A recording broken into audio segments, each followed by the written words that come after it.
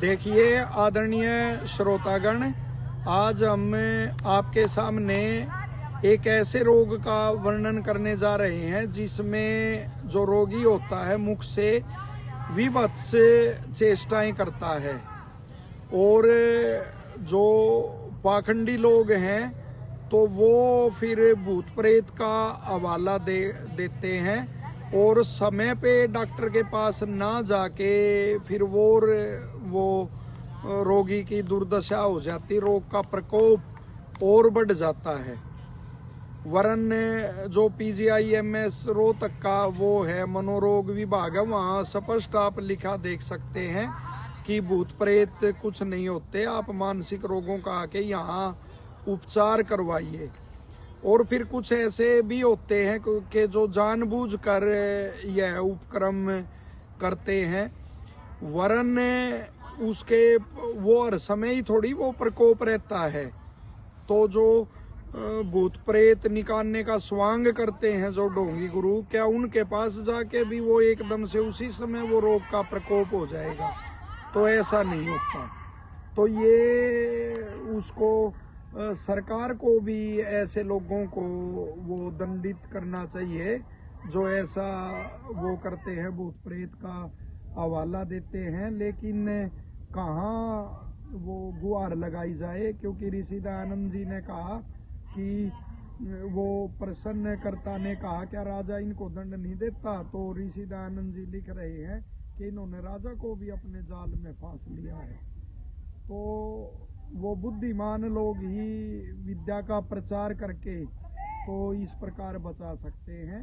तो वात के रोग होते हैं अनेकों, जैसे दौरा आदि पड़ता है, तो उसी प्रकार का एक रोग होता है, शायद ही आपने पहले सुना हो कभी, तांडव रोग, और कोरिया इंग्लिश में इसको कहते हैं। तो उसके लक्षण जो आयुर्वेद में तांडव रोग का वर्णन है उसमें मिलते हैं। और ये एक भुजा से शुरू होता है, आक्षेप होना इसका, कंपन आदि, ऐंठन भुजा के ऊपरी भाग से फिर दूसरी भुजा में जाता है और फिर मुट्ठी बंद हो जाती हैं और मुख की भी विभत्स चेष्टाएं रोगी करता है। तो इसलिए वो तांडव नृत्य की तरह उसकी स्थिति होती है उस समय, तो चेष्टाएं वो करता है, इसलिए तांडव रोग इसका वो नाम रखा गया है। तो पाखंडियों का निरीक्षण करने वाला इसके लक्षण के आधार पे कौन हो कि भाई यह उपक्रम कर रहा है वैसे या वास्तव में रोग का दौरा है, तो ये जो लक्षण है, क्या ये लक्षण उसमें प्रकट हुए हैं? और प्राय यह जो महिलाएं होती हैं उनमें युवावस्था में होता है और पुरुष होते हैं अधेड़ अवस्था में होता है।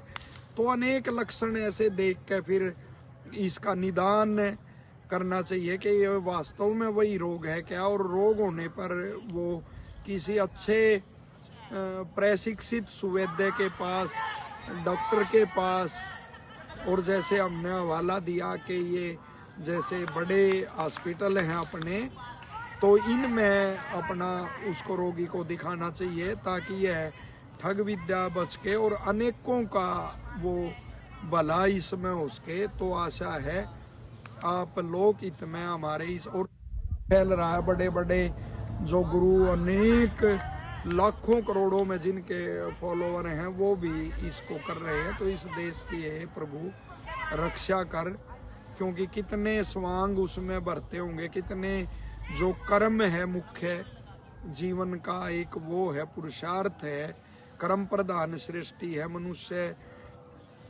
का मुख्य जो उद्देश्य है कर्म करना है, तो उससे भी ये विमुख कर देते हैं। तो इनसे रक्षा होनी चाहिए और ज्यादा से ज्यादा लोकहित में इस उसको आप वीडियो